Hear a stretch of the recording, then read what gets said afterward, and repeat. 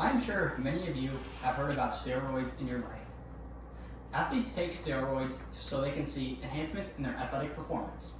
But there are also many negative health effects that come with steroids, such as heart disease and even death. Many people do not know of a supplement that is like steroids that can help enhance athletic performance and does not have many negative health effects. And that supplement is creatine. Today, I will be talking about creatine. First, I will be discussing what creatine is. Second, I will discuss the pros and cons of creatine. And lastly, I will discuss the best ways to incorporate creatine into a person's diet.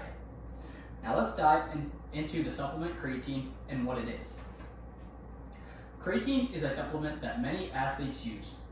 It has been heavily studied in the recent years and it is deemed to be safe and effective.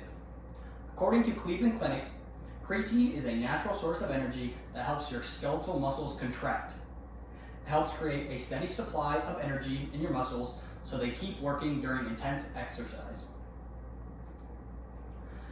The body does produce creatine on its own in the kidneys, liver, and pancreas. Most of the creatine in your body goes to the skeletal muscles, but some also goes to your brain.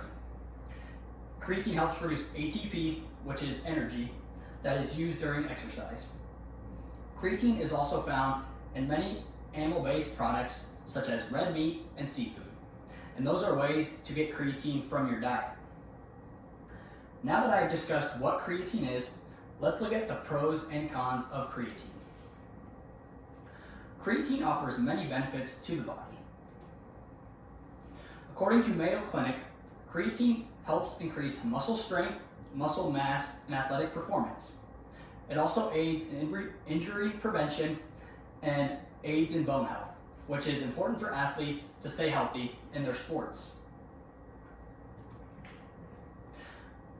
Creatine also has many cognitive benefits too. The Cleveland Clinic says that creatine may help with short-term memory, reasoning skills, and neuroprotection, which is keeping the nerve cells safe from injury and damage. There are a few cons of creatine though. People with kidney disease, liver disease, and diabetes are not advised to intake creatine unless given consent from a medical professional. Creatine can also cause dehydration and muscle cramps if not enough water is intaked with it. But these cases have been really low and there have not been a ton of cases of dehydration reported for creatine. Now let's discuss the main methods of taking creatine. Creatine can be supplemented in many different forms. The most common and effective way is by creatine powder. This method is the easiest and most cost-efficient way to intake creatine. To intake creatine with powder, you would mix it into a liquid, and most people do with water or with a protein shake after a workout, and they take it orally. Another popular method is by taking creatine gummies. This is a more new and modern way of taking creatine, and many people prefer this way because it tastes better than taking creatine powder. Timing and dosage are also vital when taking the supplement creatine.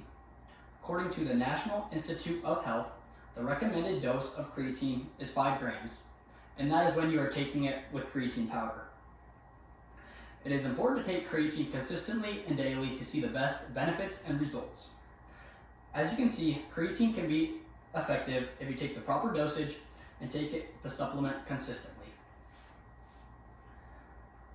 Today we learned about the supplement creatine. First, I discussed what the supplement is. Second, I showed the pros and cons of taking creatine.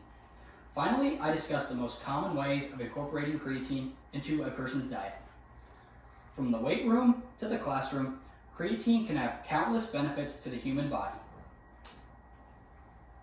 In conclusion, creatine is a safe and studied supplement that has many benefits. It can help see enhancements in sports, but also in the classroom with all the cognitive benefits that it offers. So the next time you ever hear about steroids, just know that there is a safer option called creatine.